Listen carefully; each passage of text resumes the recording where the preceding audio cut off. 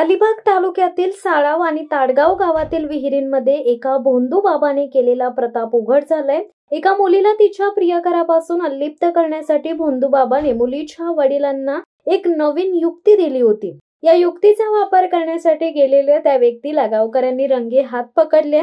मुलाच्या प्रेमापासून मुलीला अलिप्त करण्यासाठी भोंदू बाबाने मंतरलेली जडीबुटी मुलीच्या वडिलांकडून थेट गावाच्या विहिरीत टाकण्याचा प्रकार उघड झालाय। ज्या विहिरीत ही जडीबुटी टाकली त्या विहिरीचे पाणी पिण्यास या व्यक्तीने नकार दिल्याने या गावकऱ्यांना विहिरीत विष टाकल्याचा संशय आला। यानंतर या गावकऱ्यांनी रेवदंडा पोलीस स्टेशन गाठत संपूर्ण घडलेला प्रकार सांगितल्यानंतर पोलिसांनी या व्यक्तीला ताब्यात घेतले। उर्वरित तपास येथील पोलीस करीत आहेत। गावकऱ्यांनी रेवदंडा पोलीस ठाण्यात एकच गर्दी करून या घटनेसंदर्भात संताप व्यक्त केलाय। आपल्या मुलीला प्रियकरापासून अलिप्त करण्यासाठी भोंदूबाबाने मुलीच्या वडिलांना सांगितलेला प्रकार उघड झाल्यानंतर नागरिकांमधून संताप व्यक्त केला जात आहे।